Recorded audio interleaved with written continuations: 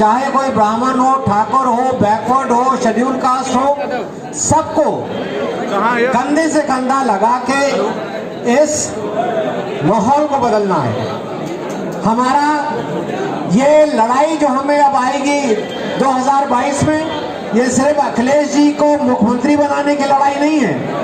ये लड़ाई है, बेरोजगारी बढ़ी है, पेट्रोल की कीमतें बढ़ी है, किसानों के साथ जो अत्याचार हो रहा है उन सब से छूट पाने की लड़ाई है। इसलिए मैं आपसे कहूंगा कि आइए हम लोग ये भूल जाएं कि हम यादव हैं, हम ब्राह्मण हैं, हम ठाकुर हैं, हम मुसलमान हैं। हम सिर्फ एक बात को याद रखें कि हम सब हिंदुस्तानी हैं। हमने अपनी पहली सांस अपने मुल्क में ली है, हम अपनी आखिरी सांस अपने मुल्क में लेंगे और भाई से भाई को गले लगा के हम इस लड़ाई को आगे बढ़ाएंगे।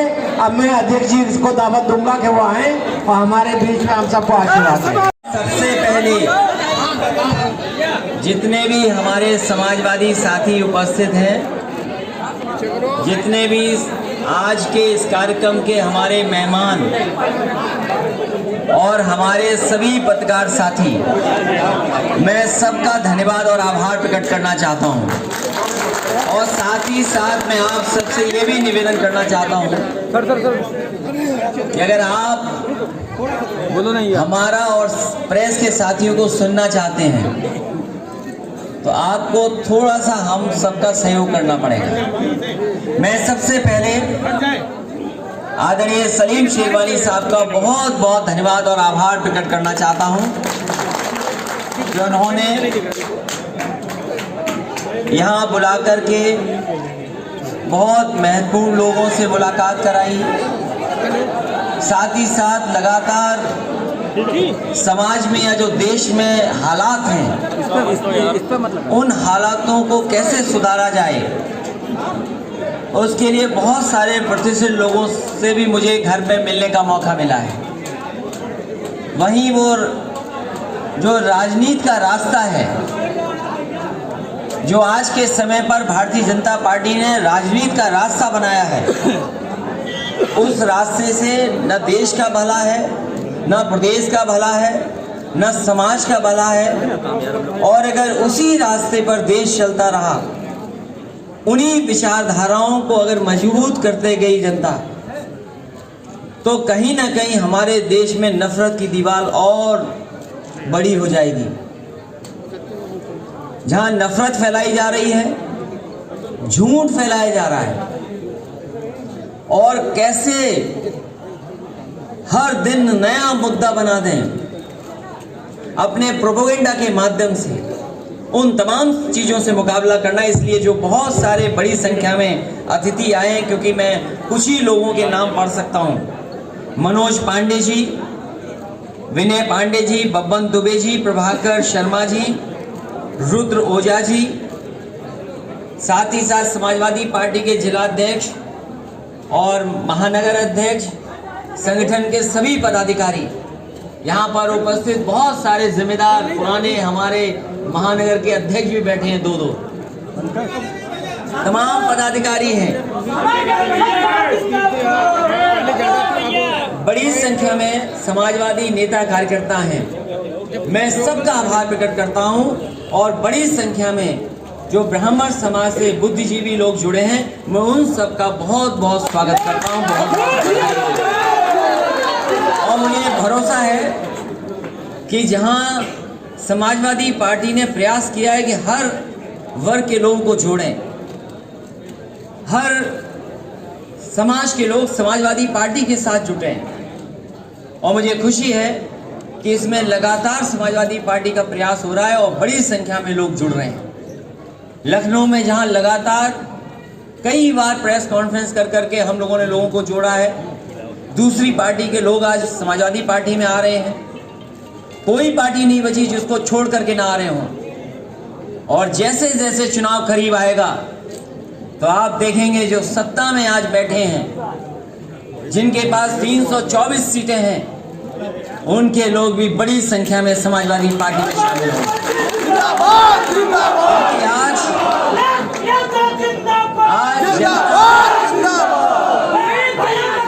आज गई है। और आज जब हम आप सब मिल रहे हैं, आज हम और आप जब एक जगह, उन्होंने हमेशा जिंदगी भर अपने जीवन में पिछड़ों को हक कैसे मिले, उनके जो संविधान में अधिकार हैं वो कैसे उन तक पहुंचे, उसके लिए लगातार जीवन भर संघर्ष करते रहे।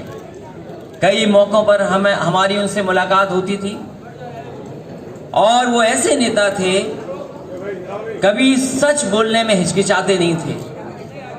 जब सरकार हमारी चली गई, उन्होंने कहा और मैंने पूछा उनसे कि आखिरकार हम लोग क्यों ऐसा हो गया हमारे साथ। मुझे याद है रामपूजन पटेल जी ने कहा कि आपकी सरकार का काम अच्छा था, सबके लिए काम था, लेकिन आप वो संदेश नहीं दे पाए कि हर वर्ग के साथ आपकी पार्टी खड़ी है। और शायद उसी की वजह से भारतीय जनता पार्टी को मौका मिला जहां जातियों के बीच में भेदभाव पैदा किया और धर्म के आधार पर भी उन्होंने नफरत फैलाई। जहां रामपूजन पटेल जी को हम याद कर रहे हैं, उनके घर भी मुझे जाने का मौका मिलेगा, मैं जाऊंगा घर, श्रद्धांजलि दूंगा। लेकिन आज जितने इलाहाबाद के नेता हैं वो जानते होंगे कि उनके ना रहने से समाजवादी पार्टी को कितना बड़ी क्षति हो गई है और क्षति होने जा रही है। इसलिए हम दुखी भी हैं। सरकार का आखिरी बजट आज पेश हो गया, ये आखिरी बजट था। इसके बाद मुख्यमंत्री जी को चाहेंगे भी तो नहीं मिल सकता।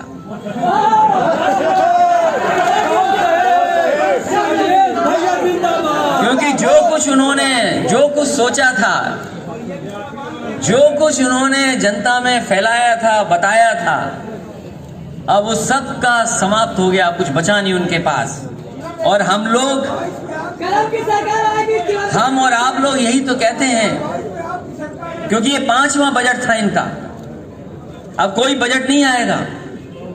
और जिस सरकार का 5वां बजट आ गया हो तो हमें तो वही कहावत याद आ रही है पुरानी, जो आप सब जानते हो, खेल खत्म और पैसा हजम। ये बहुत पुरानी कहावत है कि खेल खत्म और पैसा हजम। और कैसे हजम किया है भारतीय जनता पार्टी ने पैसा, वो हम और आप लोग समझ नहीं पा रहे, हम और आप नहीं समझ पा रहे।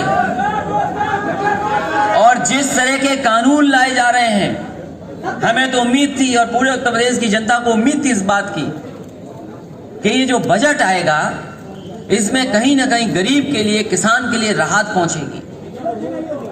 लेकिन गरीब को वही मिला धोखा जो भारतीय जनता पार्टी पहले दिन से धोखा देती आई है। और हमारे किसान भाई ये जान लें, ये भारतीय जनता पार्टी जब से आई है, ये हमारी आपकी नहीं है। भारतीय जनता पार्टी हमारे आपके लिए फैसला नहीं ले रही, ये केवल फैसला ले रही है उद्योगपतियों के लिए।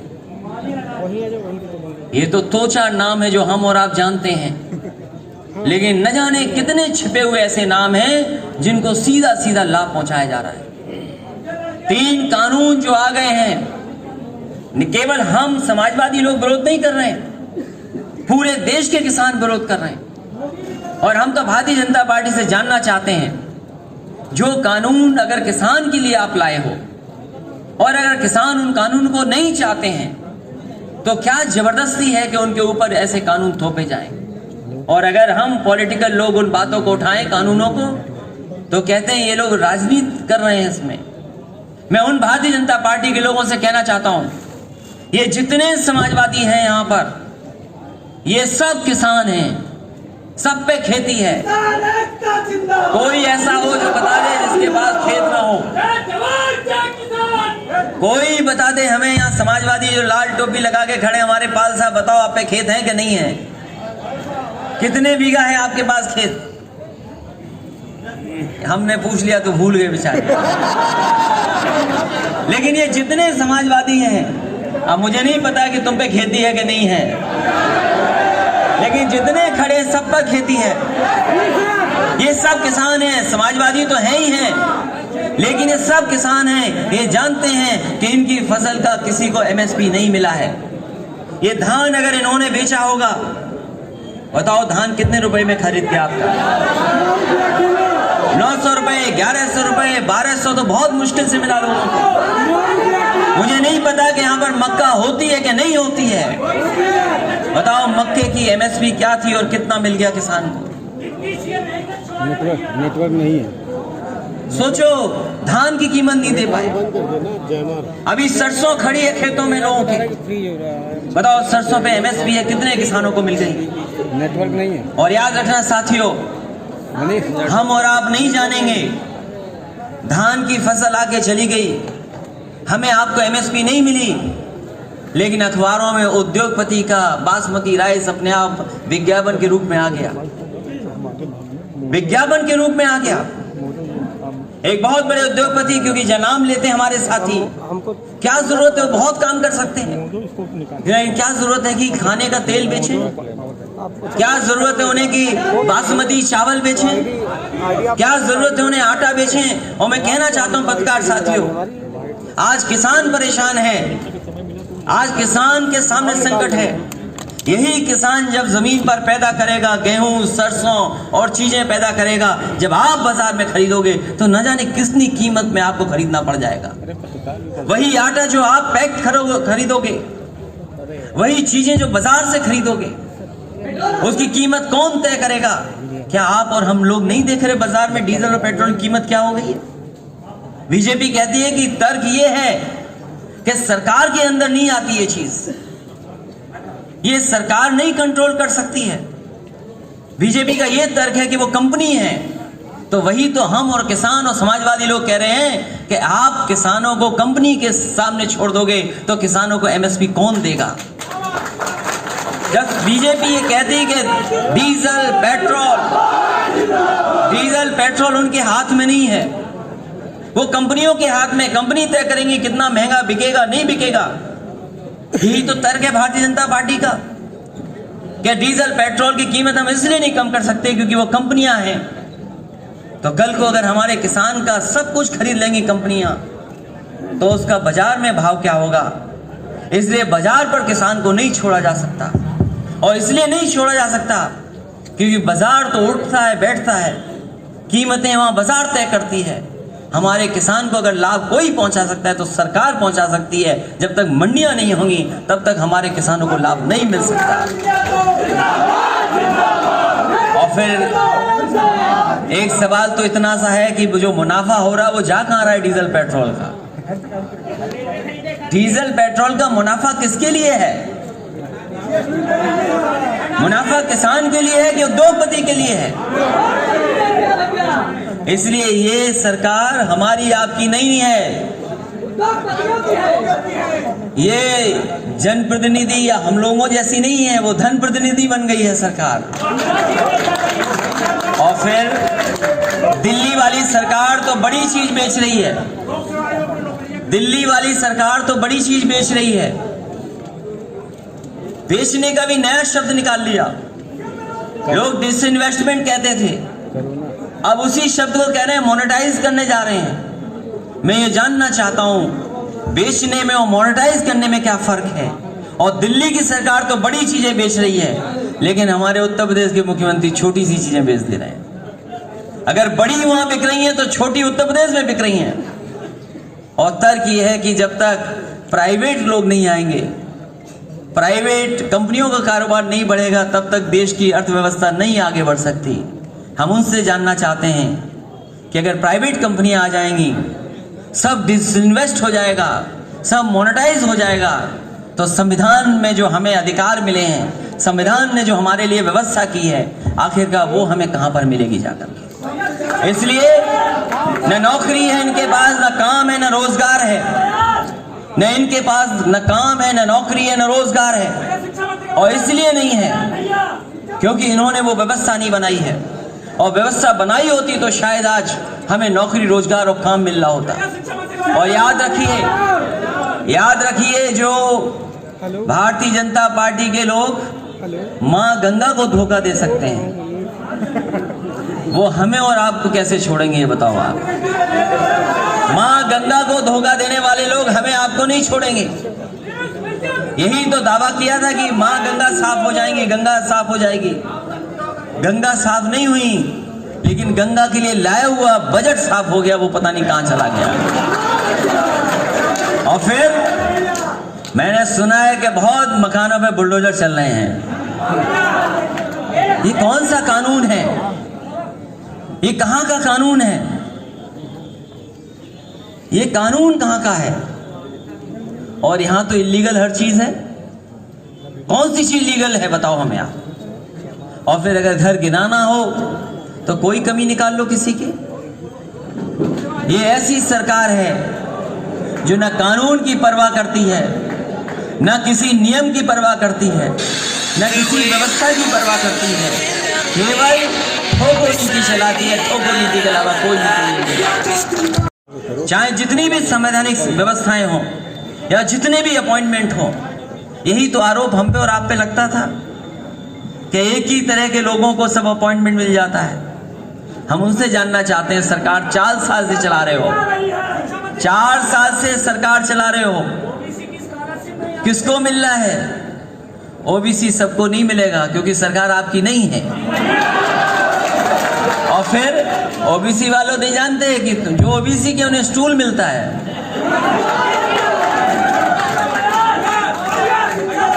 इसलिए बहुत इधर उधर की बात नहीं, लेकिन आज मुझे खुशी है इस बात की कि बड़ी संख्या में जो आज समाजवादी पार्टी में शामिल हो रहे हैं, सहयोग करने आए, क्योंकि बिना इनके सहयोग के, मदद के बहुत सी लड़ाई नहीं जीती जा सकती है। मुझे खुशी है इस बात की, मुझे खुशी है इस बात की नेताजी और हम लोगों ने भगवान परशुराम जी के नाम पर छुट्टी की थी, लेकिन छुट्टी किसने खत्म कर दी? छुट्टी किसने खत्म कर दी? इसी तरह विश्वकर्मा समाज के दिन, विश्वकर्मा जयंती के दिन छुट्टी होती थी, वो सम्मान दिया था हम लोगों ने, किसने छुट्टी खत्म कर दी? और हमारे जो मुख्यमंत्री जी हैं इधर वो पेपर फ्री कर रहे हैं, पेपर फ्री। आजकल उन्होंने बजट जो पेश किया है वो पेपर फ्री, वो समझ ही नहीं पा रहे हैं। और मैंने कई मौकों पर कहा अगर वो समझते होते कि लैपटॉप कैसे चलता तो शायद वो लैपटॉप बांट रहे होते। वो जो आज पेपर फ्री कह रहे हैं कि बजट हमारा पेपर फ्री है, ये पेपर फ्री नहीं, उत्तर प्रदेश की जनता योगी फ्री चाहती है उत्तर प्रदेश में। और हमारे लोग तो जानते होंगे, अब लोग पलटना चाहते हैं सरकार को, नई सरकार बनाना चाहते हैं। और नई सरकार ऐसी जो विकास के रास्ते पर जाए, जो खुशहाली के रास्ते पर जाए, जो सभी लोगों को साथ लेकर के जाए, जो सबके लिए काम करे और जो सबके लिए भरोसे की बात कहे, ऐसी सरकार चाहते हैं। और इतना भेदभाव, हमारे साथी ने ठीक कहा कि निषाद समाज के और मल्लाह समाज के लोगों की नाव तोड़ दी। उसकी अगर किसी ने आवाज उठाई थी तो सबसे पहले समाजवादी पार्टी ने उठाई। उनकी नाव नहीं तोड़ी थी ये सरकार, बीजेपी ने उनकी नाव नहीं तोड़ी थी। उनके पेट पे, रोजी रोटी पर को खत्म करने का काम किया था। और मुझे खुशी है इस बात की कि समाजवादी पार्टी के नेता कार्यकर्ता सबसे पहले उनके बीच पहुंचे थे और जो कुछ मदद कर सकते थे की थी उन्होंने। मदद भी की कि जो नाव है टूट गई है उसकी कैसे मदद हो वो भी की, जिनकी चोट लगी उनकी भी मदद की। और हम अपने निषाद समाज के जिन लोगों की नाव टूटी है, हम उन्हें भरोसा दिलाते हैं कि समाजवादी पार्टी की सरकार थी तो समाजवादी पेंशन भी मिलती थी, लैपटॉप भी मिलता था। और एक बार हमें तांगा वाला मिल गया लखनऊ में, हमने उसका तांगा पुराना देखा, हमने तांगा दे दिया उसको नया सरकार से। इसलिए हम उन्हें बताना चाहते हैं जिन लोगों ने नाव तोड़ी है इनको हटाइए सरकार से, और समाजवादी सरकार बनेगी तो नई नाव फ्री सरकार की तरफ से देने का काम समाजवादी। और केवल समाजवादी पेंशन, लैपटॉप और ये सुविधाएं नहीं दी। हमारे ये पुलिस के लोग थे, आउट ऑफ कितना प्रमोशन की दिया,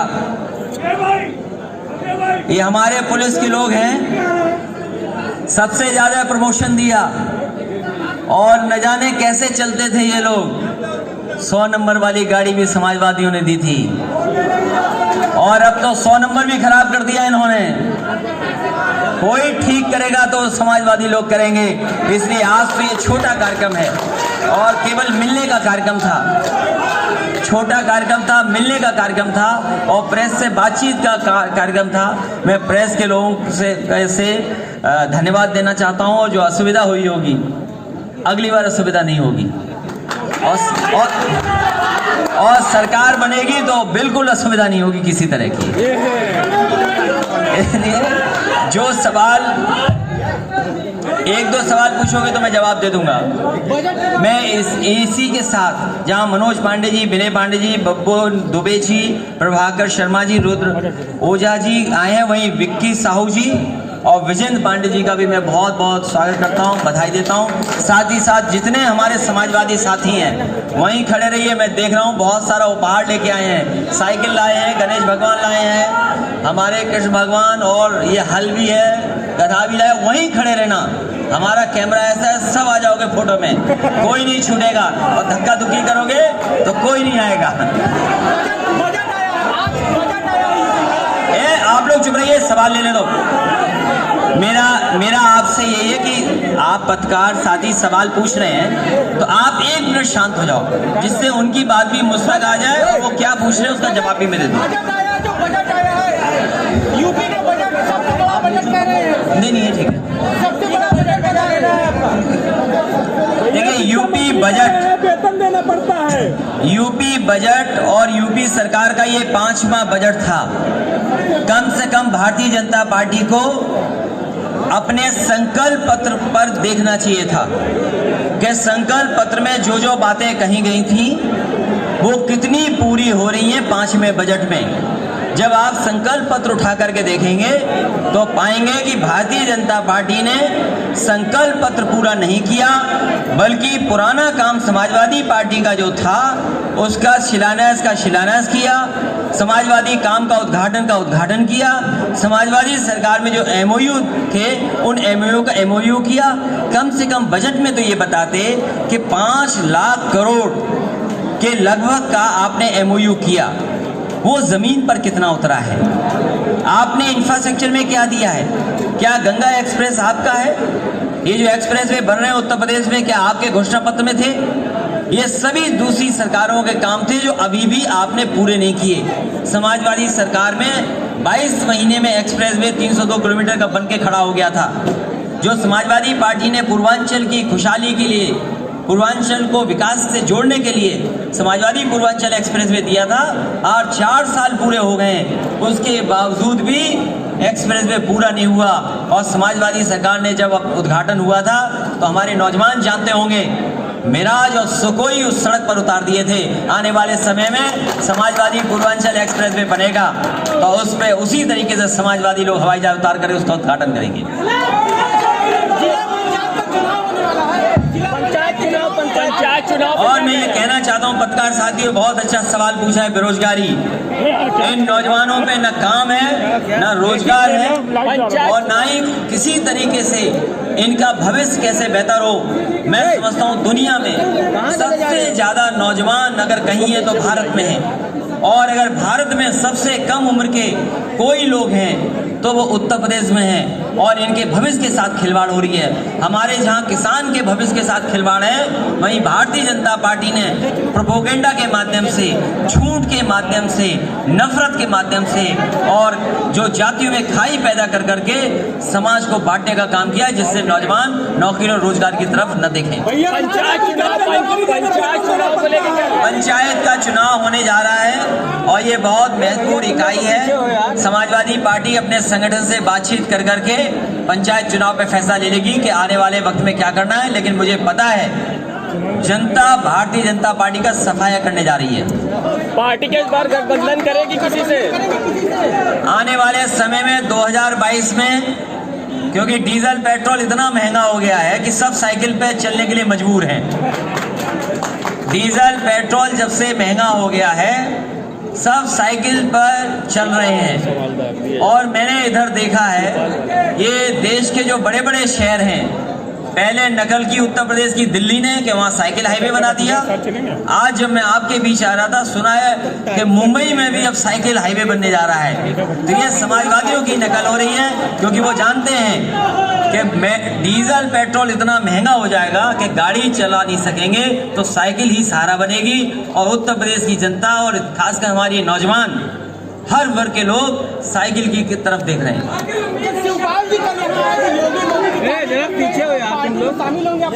समाजवादी पार्टी का दरवाजा हर छोटे दल के लिए खुला हुआ है। चाचा भतीजा कोई भी दल है, सब दलों के लिए गुंजाइश रखेंगे। शिवपाल जी का कहना है कि नेताजी के कहने पे पार्टी बनाई है। रखता हो तुम्हारे लिए अलग से जो निधि अभी बनी है, इससे भी अच्छी सुविधा देने का काम अधिवक्ता हूँ देने का काम समाजवादी सरकार में करेगी। अखिलेश जी, जो जीता है उपाध्याय अखिलेश जी,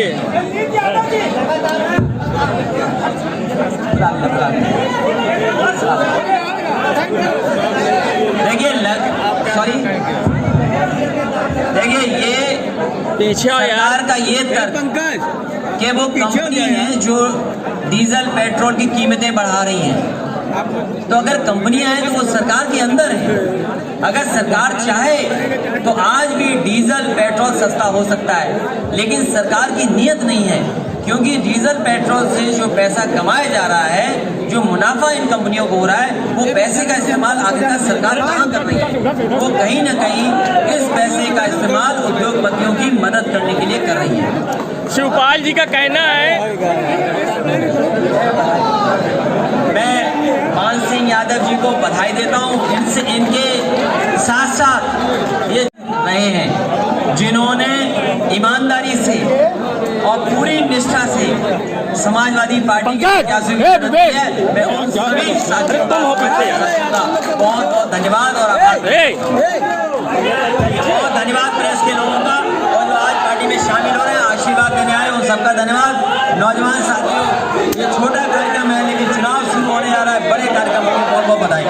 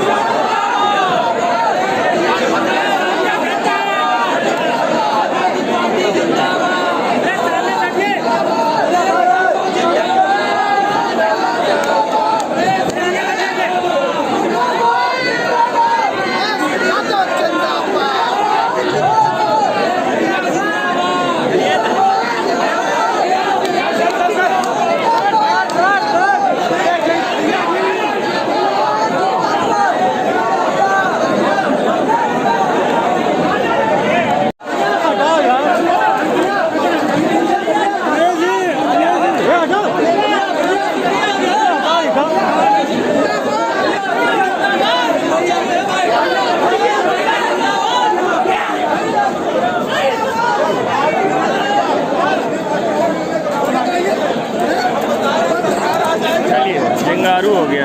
बस बेटा आप लोग वहीं बैठिए, वहीं बैठिए, वहीं बैठिए। क्या नाम है? बेटा ये प्रॉपर्टी अच्छी जगह है। आप लोग सब इधर ही बैठे।